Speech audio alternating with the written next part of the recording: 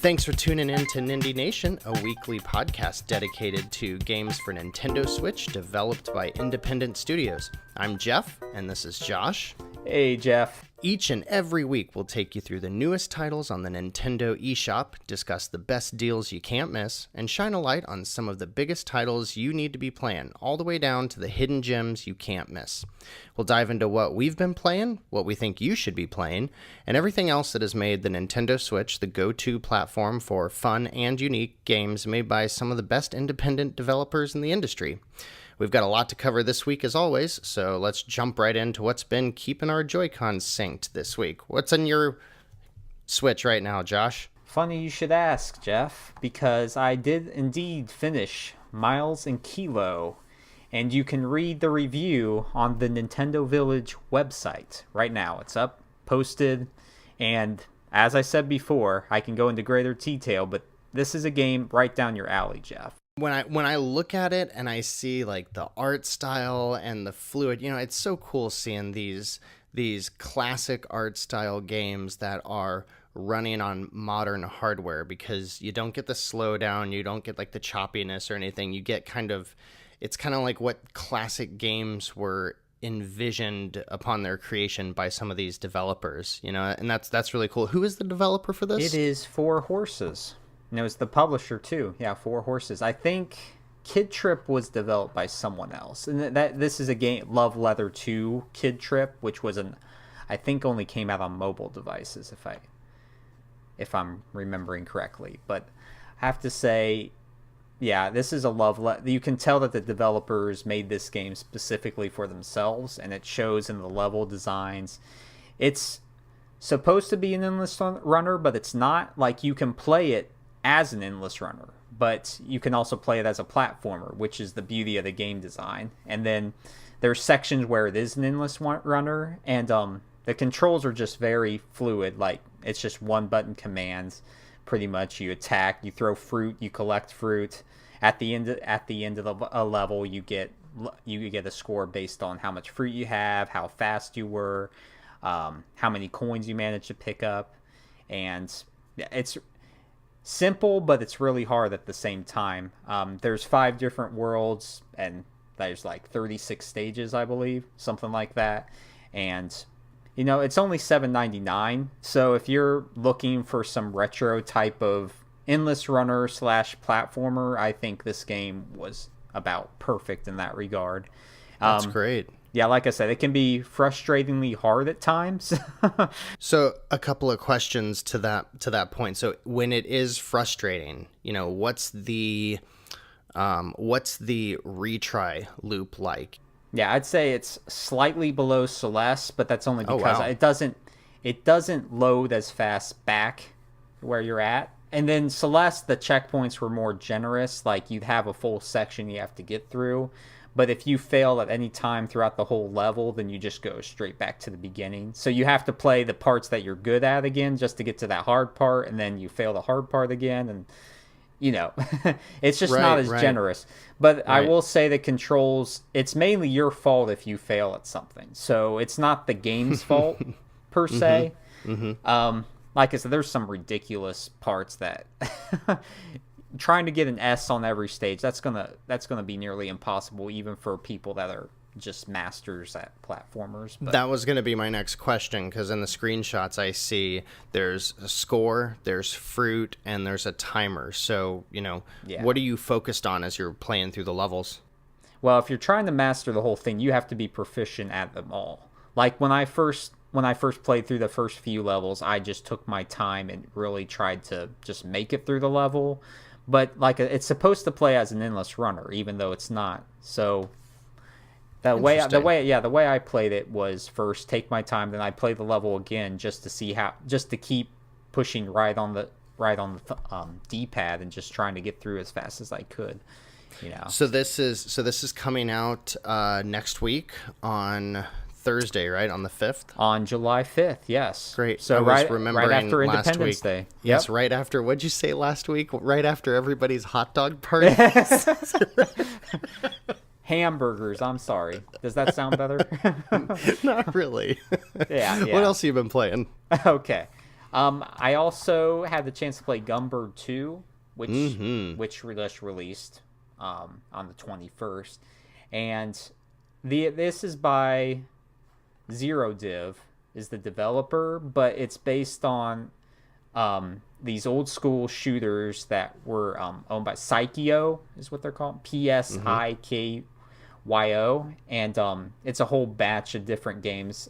They did like the Tengai series, and they did the original Gunbird, and it's pretty much just the full-fledged shmup. You get to control various characters. Morgan from the Darkstalker series is in it, and Alucard from Castlevania is randomly in the game. Yeah, and they each have attacks based off of what their powers are, which is pretty cool. And yeah, I mean, it's neat because there's a lot of variation in the combat. Like, you just have your main fire, then you have a charge shot. There's one character that I really liked. He shoot out this drone and then just fire in all directions while it would just stay in one place and then go away after a few seconds, which was really cool. And I remember from playing that on the Dreamcast, I think I mentioned that last week. I remember it being, now, I don't want to say as a shmup it's accessible, but I want to say that it's, one of the more accessible ones, if I recall correctly. And I remember that because me and my friends were playing it, and I remember the special attacks in the game, just annihilate everything on the screen. And I remember we used to call it the I win button. We used to be like, all right, I've almost got my I win charged up. All right, ready, I win, and just blasting out everything on the screen. Yeah, exactly. Good. Yeah, that has all those tropes of being a shooter, and yeah, it's just a lot of fun. Like you said, there's a ridiculous amount of difficulties, 7 or 8. It goes down That's to good. baby or something, which of course makes all the bullets vanish and stuff. But right. And then you can make how many lives you want. So it just takes 15 to 20 minutes to get through a playthrough, but there's multiple endings depending on the characters you are. So yeah, I mean, it's pretty cheap too. So it's cool. worth picking up if you're into those old school shooters. Now, we've been talking about old school. Why don't we go sort of new school here? And I'll talk about a little Hollow Knight. Now, I'm not very far in this, but oh my gosh, man, it's everything I want in a Metroidvania. It has the Souls elements. It has just open-ended go anywhere of the powers that you have. I'm not very far in it, but yeah, it's one of those games that's special that everyone that has a Switch needs to get. So it's gonna be on that must-have list, you think? Yeah, it's definitely gonna break through with Celeste and Darkest Dungeon. And, oh man, yeah, all those. I know it's a home run. They killed it with the execution and the art style. You'll have to let me know when. I mean, one of the things I keep hearing about this game is that it doesn't just have a few bosses; that it has dozens of bosses that are unique with their own patterns, and that some of them are just brutal. And so you'll have to let me know as you progress through some of those. I haven't heard anybody say I got so far and I could never beat a specific boss, so that's good. And with this being, a release a year after it came out on Steam originally, maybe they had time to go back and make adjustments if that was needed. But I'm interested to know how difficult do some of those final bosses get. If you're worried that it's going to be too hard, it has a nice little Dark Souls Estus flask way of regaining your health. Enemies you kill, you gain this fluid that you can use as you gain it up. Use it for a certain amount to regain health points, which is pretty neat. Some of the bosses, like I said, are pretty fast, and some are pretty slow, so you can heal in between some of the first few bosses. I fought this giant slug-like creature that would roll on the ground and send shockwaves when it would jump up in the air, and you'd have to jump over those. And yeah, it's old school but new school at the same time. It's really cool. Very cool. Well, I feel guilty because we were asking the Facebook page which one we should try, and it was like split right down the middle between Hollow Knight or Owlboy. And now that you're playing Hollow Knight, I feel like I owe it to everybody else to play Owlboy, and I'm like, oh man, like now you got me one. So we'll see what happens. Yeah, Owlboy actually, so good. that could be up there in must-own Nindie games too, actually. So, but that's a top. I haven't played enough of that to really give any type of thought on. But I do want to hit on a Western-inspired stick figure-like game called West of Loathing. I think I hit on this on overcrowded genre of Western stick figure games. Yeah, of course. It's an RPG through and through, but what's really neat about it is that your decisions matter. Every decision you make. So sometimes when you go into a saloon, there'll be some enemies there that just want to fight, but you can talk your way out of almost any encounter, which is pretty neat. There's tons of items you can get. You can look in spittoons for items, and then the dialogue is just this is one of the more funnier games I played on the Switch. Like it just goes into very humorous territory, and yeah, I'd highly recommend it for anybody that's looking for something different, but zany at the same time. Yeah, so I hear great things about that, and just again, it's not so common that we get games that are just truly funny, and while it's not a Nindie or an indie game, I'm playing the new expansion for Mario plus Rabbids. I forgot that game out. It is so funny. I mean, it's just, you don't get that much. It's like that and West of Loathing and South Park, of course, but it's nice to be able to sit down and have a game entertain you like that, because we don't get that very often. Right. And we need those lighthearted experiences when we're playing something as dire as Hollow Knight. Right, for sure. Well, and then finally, I want to hit on Rumbo, which is coming out next week, but I want to hit on it here because, man, it came out for the Wii U already. But if you haven't had the chance to play it, this is like the ultimate Smash Brothers type of game without the fighting. It's just pretty much you racing against your fellow comrades or whatever. It has a single player mode where you take on like challenges and stuff, but as the colors there in the background, there's colors that go by, and the colors correlate to platforms. So if the platform's the same color as the color that goes by, then it just disappears. And so if you jump and it's gone, then you're just gonna miss it and fall. But you do have a double jump, and you have a punch. There's some enemies that you can hit, and then you can do a up dash, sort of like in Super Smash Brothers, where it gives you that extra oomph to get up to somewhere. And I've been having a blast with it.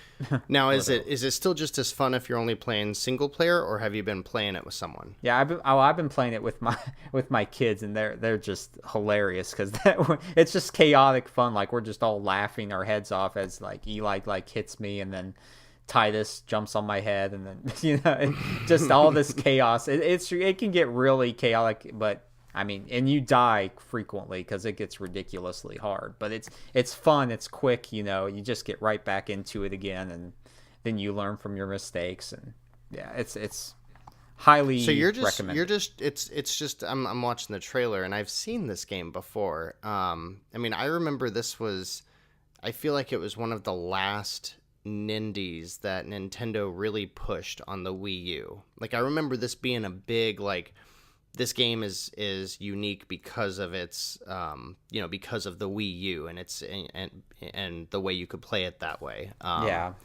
So it looks like it's a race, really. Yeah, it's pretty much just racing. Like, there's power-ups you can get that make you faster and stuff, but yeah, it's kind of like saying Smash Brothers is just knocking people off the edge. I mean, I get it. Yeah. Right. If someone gets far enough ahead, then that person behind will just die. So you have to try to stay up with everyone. Yeah, it's a lot of fun. Very cool. Well, in my neck of the woods this week, last week I was mentioning that I was playing Wonder Boy, and that I was kind of hot and cold on it. I am almost finished with it. In fact, I bet if I sit down for about 30 minutes, I'll probably be done with it. So I'll probably do that over the weekend sometime. That game, man, it is getting brutally hard. The thing that I've noticed is that it'll take me 15 minutes to get to the next boss or whatever, and I get to that boss and I've got like half of my life remaining, and I'm just positive that I'm gonna lose. I'm gonna have to backtrack and all that stuff, and it's not that bad. I mean, it takes a long time, and it's still just as hard to get back to wherever you died, but you can still keep collecting coins and such, and that helps you buy new abilities and potions and stuff like that. But the bosses are all really easy. It's just jump and hit the thing in the face, and you do that enough times. They're actually really simple. It's kind of So of it's an like odd balance. Super Mario Brothers 3, where you always knew when you get to one of those Kooplings, you just Yeah. Yeah, if jump you in the knew the same spot. timing of when they would jump out of their shell, you could beat all of those mini bosses before they had a chance to move a single pixel. Yeah. Right. Yeah, it's very similar to that. So the game's still good. It's different than what I thought it was. Like we talked about last week, it is definitely a classic style game. It's a Metroidvania kind of. But I will say that when I didn't know where to go and I looked up a guide, reading a guide about where things are hidden and the order that you can accomplish things and how you can, there's various ways to basically break the game by finding certain abilities before others, really made me have like a higher level of respect for the game, because it's very modern type development and design. I mean, it's really, really neat how, there's a part of me that was saying if I hadn't already been almost at the end, I kind of wanted to start over and try one of those different approaches. So we'll see. Yeah. I'll finish it. I'm still enjoying it. I think when I bought it, I think it was like $6 or $7. And at that price, I certainly recommend it. Additionally, it couldn't be more happy to say that I've been playing Luminous, and it is every bit as amazing as it was when I bought a PSP for that game. And so Luminous Remastered is designed by the same minds that create, what's his name, is it Tetsuya Mitsuguchi? Is that something Tetsuya something? Yeah. Yeah. So but same creators behind very similar music-based, visually trippy games like Rez or Every Extend Extra and things like that.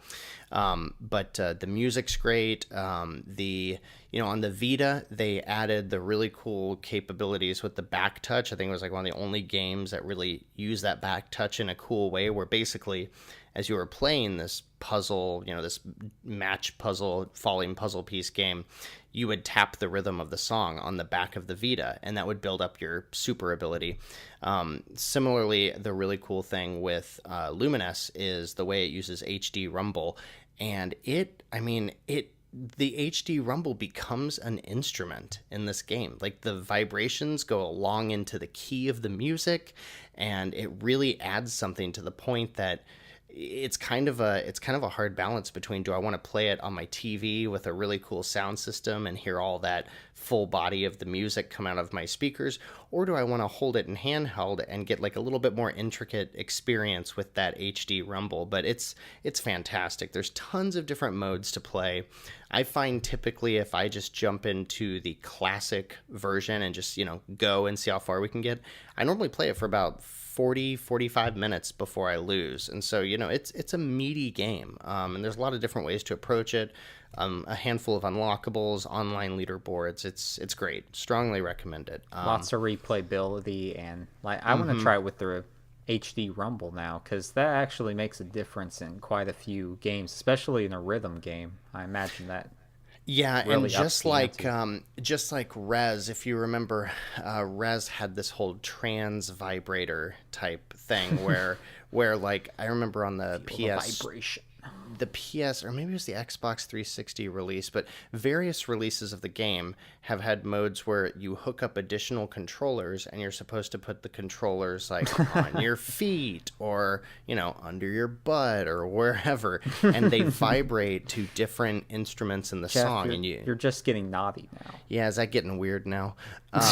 But when they put Res on the PSVR, they showed it off at the PSX conference with this big vest that you would wear that would. Oh yeah, that's true. Yeah, and it was the trance vibration. It's like this thing that this team has developed, and they keep trying to push it, but it has that built into it as well. And you can hook up, I'm fairly certain, as many Joy-Cons as you want. And I don't know if you put them in your shoe and your pockets or make a necklace with them or something. But maybe I'll have to try that this weekend and report back. It's a really cool experience. My Joy-Cons smell like a dirty foot now, but yeah, it's really cool. I mean, they just keep finding new fun ways to make this game more unique, more luminous. That's cool. Diving back into the backlog or the evergreen games that I have, I played a little bit of Mighty Gunvolt Burst last week. Yeah. And man, it is what Mighty Number 9 should have been. I mean, it's developed by Inti Creates. They are fantastic at these old is new again style of games. It plays like Mega Man, except you get lots of RPG elements and customization. So you have various skill points that you can attach to things. I mean, you can basically make the game play like an original Mega Man or Mega Man X, where you've got wall jumps and double jumps and stuff like that.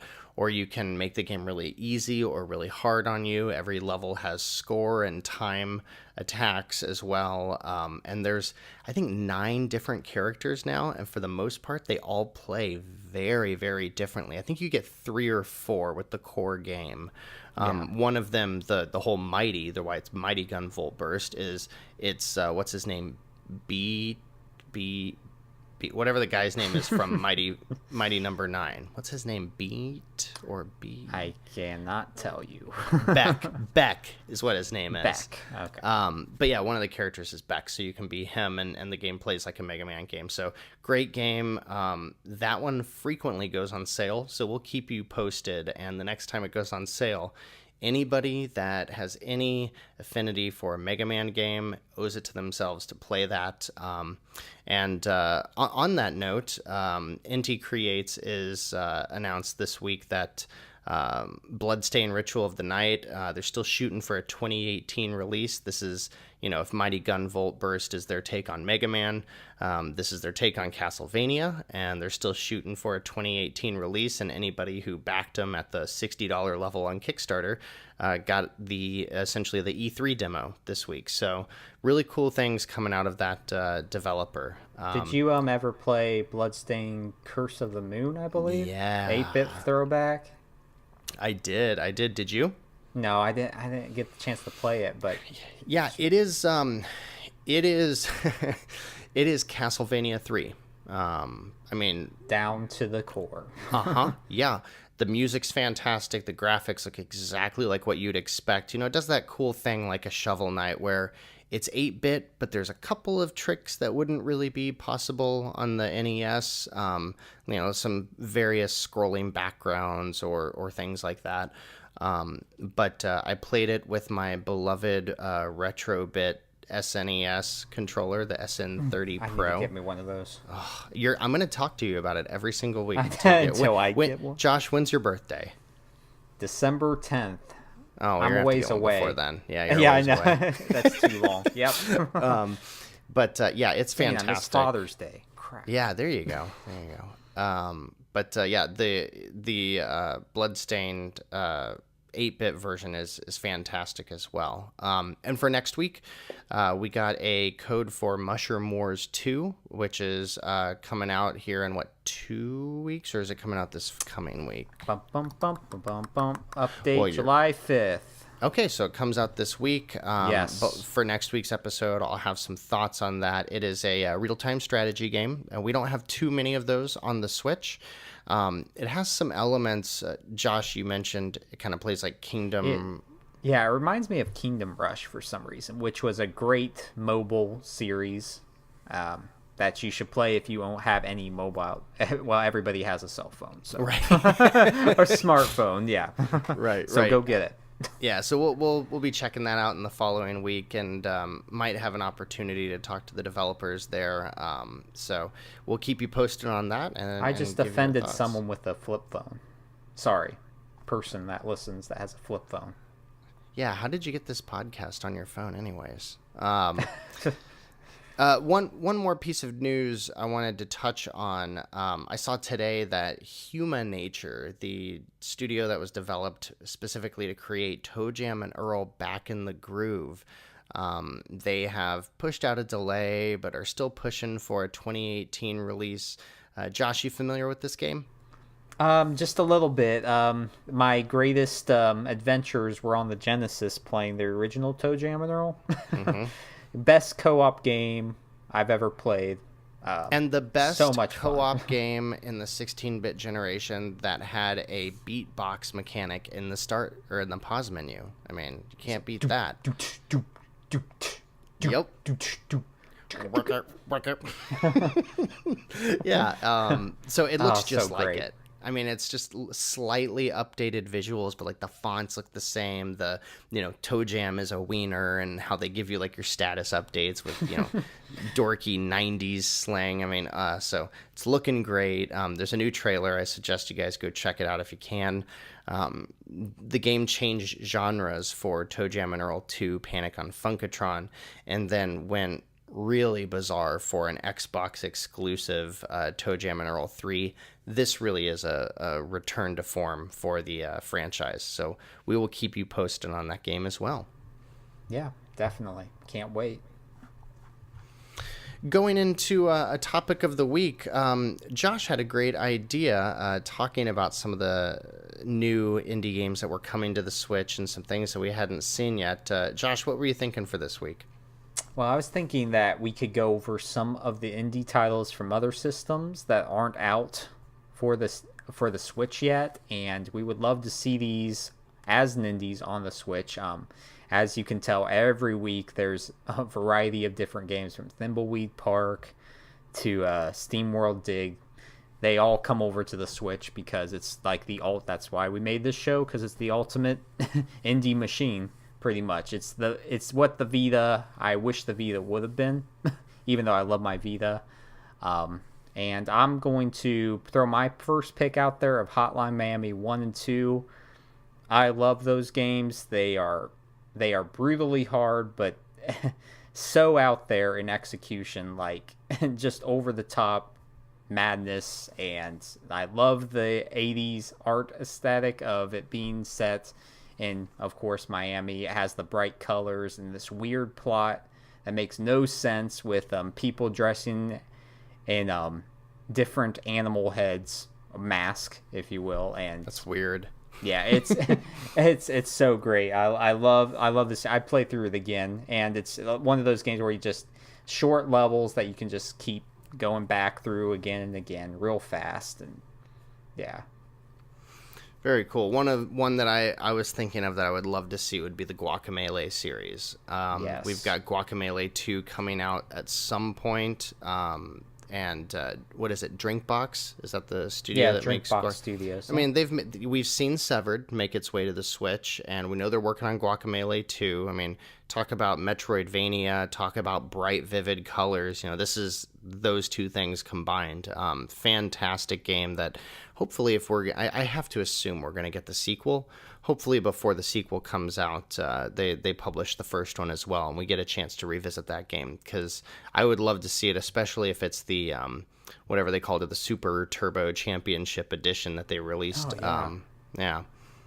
Yeah, that's a good one, because like you said, it's great that the newer games are coming out, like the Banner Saga 3 is coming out day and date with the Switch, but you can now they're just releasing the Banner Saga 1 and 2, so those are great games to go back to as well. I want to hit on Iconoclast, which came out for PS4 and PC. I don't know if it came to Xbox One, but it reminds me of Flint Hook in a way with the art style, or like Moonlighter, which is another game I'd love to see come to Switch. But I think Moonlighter was announced for the Switch, and that's basically like you're a shopkeeper and you go out to find weapons for the RPG heroes that go out into the world, which is a really cool concept. But Iconoclast, it has that Metroidvania like art style and gameplay that I would want to see. And then I would love to see Bastion, or whatever. I forget the name of I have to look at the developer's name again. But yeah, Jeff, do our fact checking there. Doing it. Yeah, thank you. But yeah, Bastion, that was just a great like Supergiant. Supergiant. There we go. Yeah. I don't know if I think this came out for about everything. So I think it was Pyre that was only out for PS4 and PC. Yeah, and they also did Transistor, right? Yeah, Transistor. That's what I was thinking of. Mm-hmm. And that game, man, like great. that I don't even know what genre you call it. Like, it's an adventure, but it's kind of a twin stick, but it's also kind of a Zelda-like. But their games the are coolest just thing, so polished.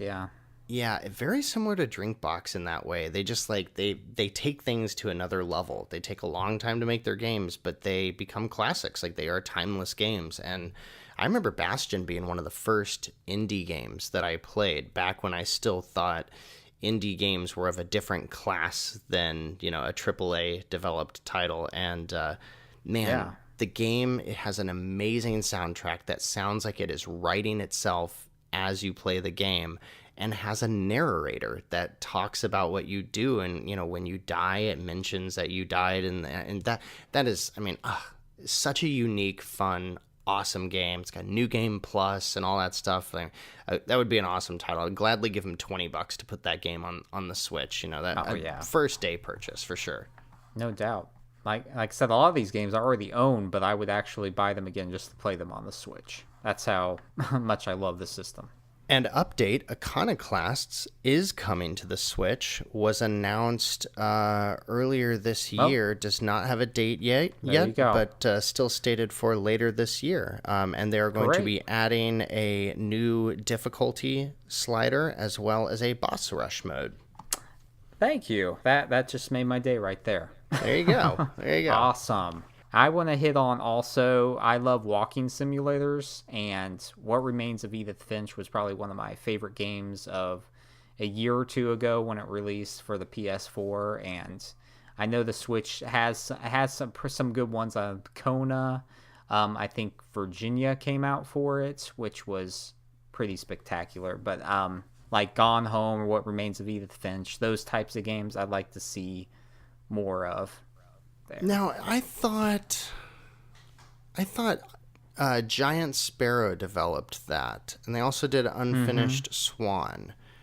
Are they owned by Sony now, or is it just like a intimate relationship between the two? I think What Remains of Edith Finch came out for Xbox One too, if I remember. Okay, so there's some precedent there. Good. Yeah, good. So it wouldn't be out of the question for it to come to Switch, and like I said, there are plenty of it came out for Xbox One, but yeah, I mean any type of walking simulator I would like to play on the Switch. It gives you that experience of not a hardcore experience, but just a game that takes 5-6 hours to get through, and it's just relaxing. And yeah, I'm all for those types of experiences. Very cool. A couple of things that we were discussing prepping for today's show was we mentioned Kingdom Rush earlier when talking about Mushroom Wars 2, and a couple of mobile, iPad, whatever games that we both mentioned that would be great on the Switch. Seeing Kingdom Rush or just more RTS games in general. Sure. But also, what about the Infinity Blade series? Did you play those back in the day?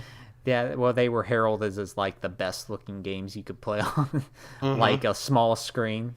Yeah, I mean, I would love to see some games like that. I love that. That was kind of Souls-like. I mean, it did have that roguelike element to it and all that stuff. I would love to see some of those. It was completely, just slash your finger across the screen. Sort of like the Drinkbox Studio game. Severed. Severed, yes. Did that ever come out for Switch? It did. Okay. did. Well, there you go. That I love that game too. For party fun experiences, I would say get Nidhogg 1 and 2 on there as well. They are just we were having a blast, me and my kids, playing Nidhogg 2 yesterday. It was just just cuz the combat's so simple but it's so in depth at the same time. And I love those games. And then Ollie Ollie 1 and 2 I think should be a given for the platform, because they're just fun Tony Hawk's 2D type of games where you just try to layer on combos while going down a hill and skateboarding. And those games would look fun than awesome on the bigger Switch screen, that bright, large, vivid screen. I mean, because I played Ollie Ollie 1 and 2 on the Vita, and I have the OLED Vita, so it's a little more vivid and such. But, set your Vita next to your Switch, and you'll see how much brighter displays have gotten in a few years. Those games would be fantastic to see. Totally agree.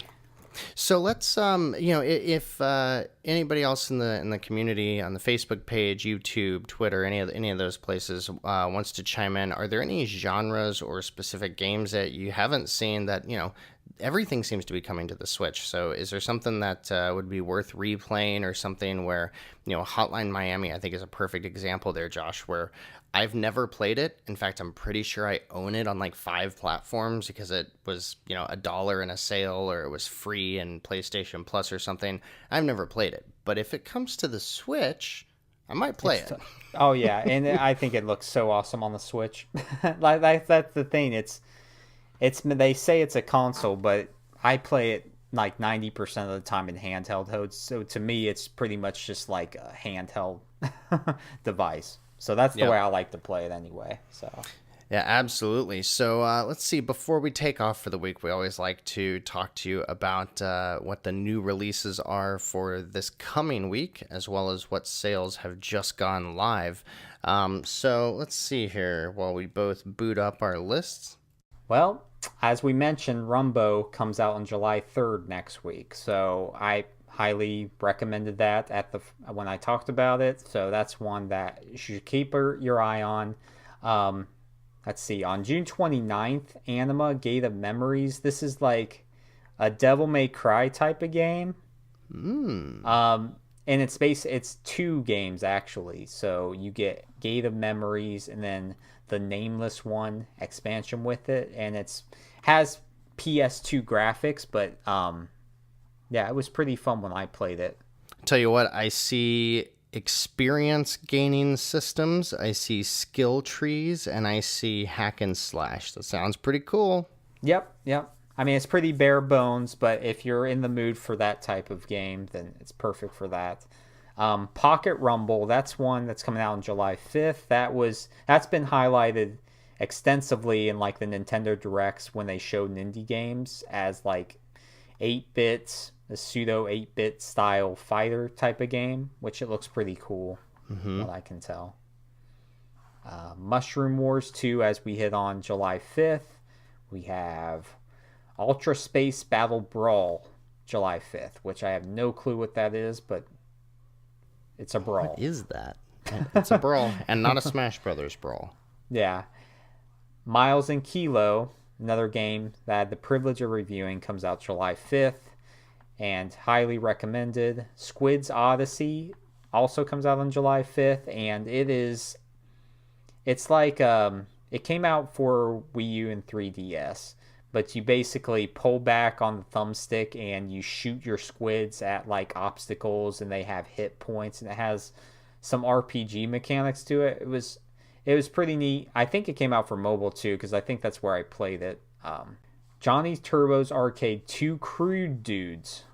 Yes, not 2 dudes, 2 crude. And not dudes. Bad Dudes? Is this like a sequel to Bad Dudes? What is that? It might be. I need to check that out. But yeah, Johnny Turbo's Arcade is neat because they are the only type. Well, I don't even know who Johnny Turbo is, but what they do is port these old 3DO or whatever old school type of games over to the Switch, Yeah, you get games from developers like Data East that just aren't around anymore. And, Yeah. not all their games are the best, but, Like it's a. Burger Time. They did Yeah. Burger Time on there, and they've done, like you said, Bad Dudes and some other games. So it's neat that that these old games that didn't have life anywhere else are coming back for the Switch. And I see this game, I've seen it a couple of times, The Wardrobe. It looks like a kind of a classic 2D point and click adventure game, comes out next week. Awesome. Very lots of skeletons and blood, but cartoony at the same time. Looks really unique. If you're a fan of like the Double Fine games or any of those, I would even say like what's the other developer I'm thinking of? Are you thinking of like the LucasArts like Yes, classic that's point exactly game? what I was thinking of. Yeah. Monkey Island and that kind of stuff. It looks like that. Quick shout out to Adventures of Bertram Fiddle. If you have a chance, it's a point and click game, but it was so much fun, and the humor, it was actually really hilarious. It's barely known, but it's a game on the Switch that you should check out if you and point and click. I mean, that's what's great about Nindies is that they're games that don't get the chance because they're not the big high profile releases, but you get the point and click adventures and you get the you know all these niche titles, and that's where I'm at with gaming so far. So Absolutely.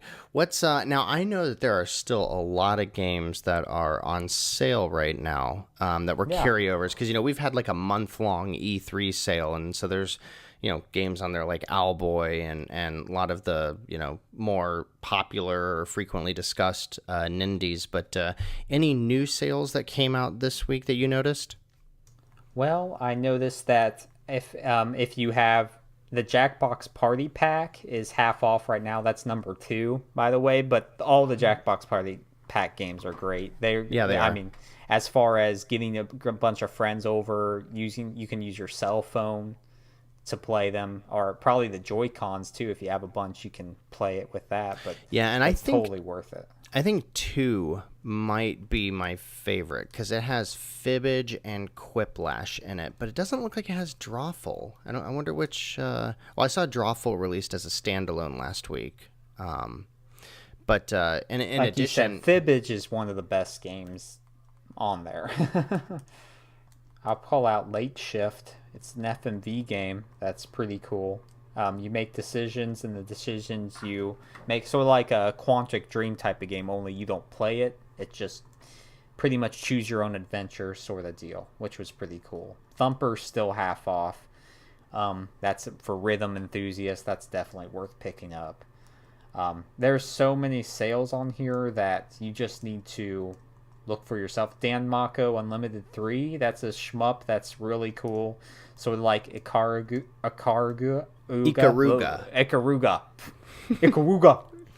Man. have you Tongue played? twister. There were 2 games that I saw that were on sale. Both seemed somewhat interesting to me. Have you played The Adventures of Elena Temple? No. It's $4, and it looks like single screen puzzle games that look like a Game Boy game. And so it's got like various, they are very simple. Like I said, single screen. You solve the puzzle, you move on. If Celeste is a action version of the genre, this is more of a adventure or slower prodding game. And it looked good. I have yet to play it, but it's 20% off. It's only $4.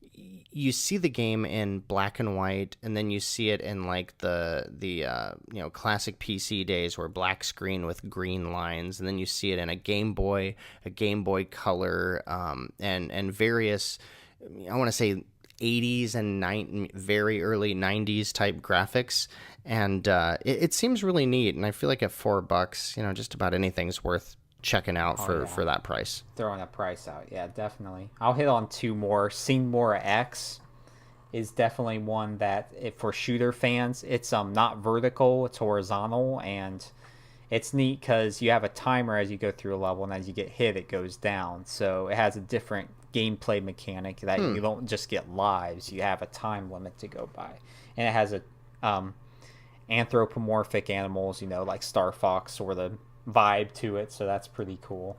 Mm-hmm. And then Castle of Heart, that's on sale this week too, and it's like pretty much the developers' love letter to Castlevania, Souls-like type of game, and it looks really good. Like it has a great look to it. When I played it, it was it felt too floaty to me, and the controls weren't as precise as I would have liked from like a game, because some of the platforming sections became pretty ridiculous in execution. Okay. But overall, as far as the combat goes and everything, I had a good time playing it. I also saw, I'm going to assume that you've played this, but I saw that Super One More Jump is on sale. It's only $5 right now. Have you spent much time with this? Super One More, nope. No. Okay, so it's there's a free demo. Yeah, that's what I was going to say. There's a demo for the game. Again, it's $5. It's normally only $7.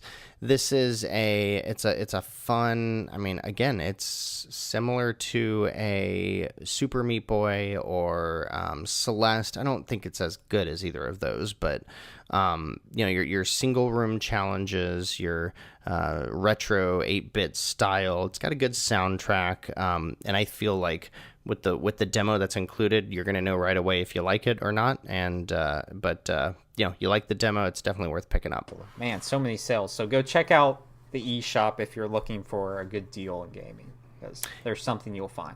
Absolutely. And next week, there's going to be a couple of great games to talk about. So remember, we'll have some updates for you on Mushroom Wars 2. By that time, Miles and what is it? Miles and Kilo will be out. It'll be released, so you can finally play it and see what the hoopla is about.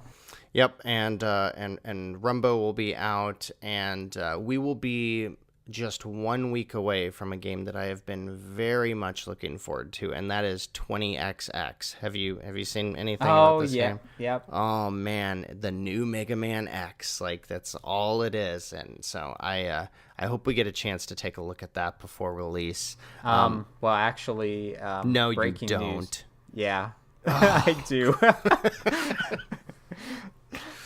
Sorry, Jeff. Sorry. I was just as intrigued as you by this. So that's awesome. Well, yeah, I'll look have forward a to hearing some thoughts. Yeah.